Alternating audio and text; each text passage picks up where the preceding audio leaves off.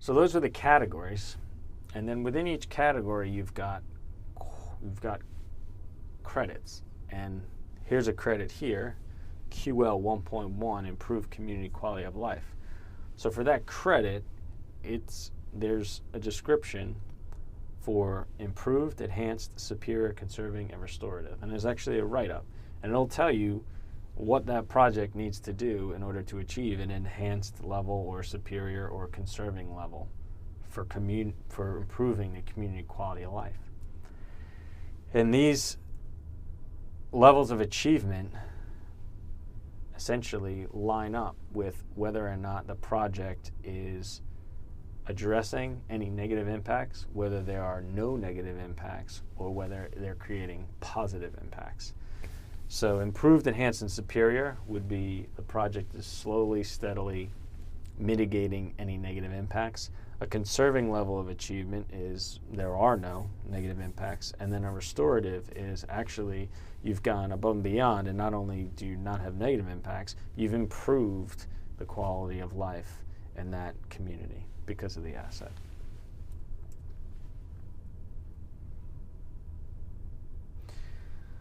Again, I showed you a little bit of this on the actual website, but there's a guidance manual. There's a pre-assessment checklist. There's the score sheet. Oh, sorry. There's the verification and award program. So if you do have a project that's highly sustainable and scores well on the Envision rating system, you can proceed with verification. And in order to do that, you would go through all the credits that you selected. You would provide backup documentation that proved why you scored the project to the level of achievement that you did. And then you would submit that to ISI, and they would give that to a third-party verifier. That third-party verifier literally goes through each credit, looks at what you scored the project, which level of achievement you gave for each credit, and then it looks at the backup, and either they agree with you, or they reduce it, or they, in some cases, will actually give you a higher rating than you've given yourself. Once that's complete, you actually get the award. And then the last part is a professional credential. So if anyone is familiar with the LEED process, you can take a LEED exam and become a LEED AP. For Envision, you can take an Envision exam and you can become an Envision SP, a sustainable professional. I happen to be both, and I think if you're going to embark on a career in construction, this is such a growing facet of construction. It's very valuable to have at least one, if not both, so that you have the ability to address any of these issues as they present themselves on a project. I mentioned earlier on the website that when you go through the checklist, if you want to then go further and score the project, this is how you would score it. So this is the quality of life category. You'll see here that you've got in the purpose subcategory 3 credits. Credit 1.1, improve community quality of life. 1.2, stimulate sustainable growth and development. And 1.3, develop local skills and capabilities. Across on the right-hand side, you could either select NA, which means that that's not applicable. If it's not applicable, your point score is 0. And then you've got across the top there, you've got I, E, S, C, and R, and that's improved, enhanced, superior, conserving, and restorative. So you would simply select the level that you felt the project achieved, and then you would add any backup documentation. And in the guidance manual, it explains the level of achievement, what you would need to do, and then it has an evaluation criteria. So it gives you examples of the type of project documentation you need to produce to prove that you have achieved that level within the system. So you would go line by line through all 60 credits and come up with a score at the end. Once you've done running through all 60 credits, you can get a nice scoring summary like this. Up top, you have the applicable points, and it will give you a percentage of points that you've achieved. On the bottom is obviously a bar chart, so you can see where exactly you've done well.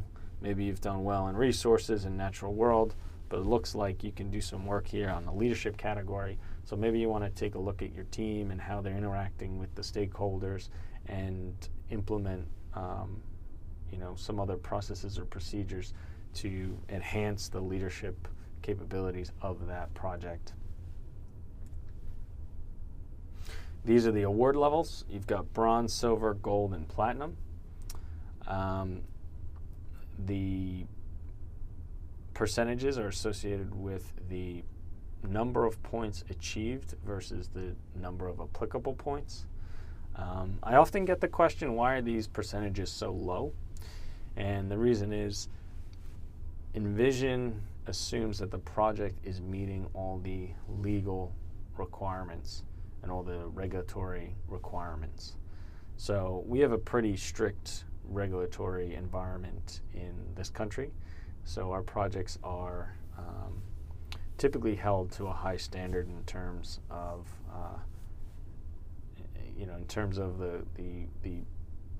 the project and its performance and how it impacts the communities. So what Envision is trying to do is go beyond that. So 20% achievement in Envision means you went beyond the typical project. So if you reach 50% of the achievable points in Envision, you get a platinum rating because you've gone that much farther beyond what a typical project is expected to do. There's obviously a fee associated with it because they have to pay a third-party verifier to go through your documentation and give you a score, which they have up to 90 days to do that. So on a billion-dollar job, that could take a while, but you could look at this is all up online. Again, this is their link to their website, sustainableinfrastructure.org. And that's the end of the website tour.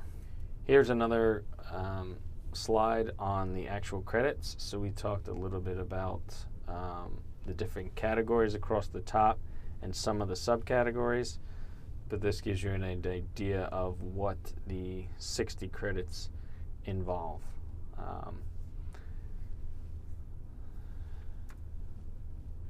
Again, we discussed the levels of achievement.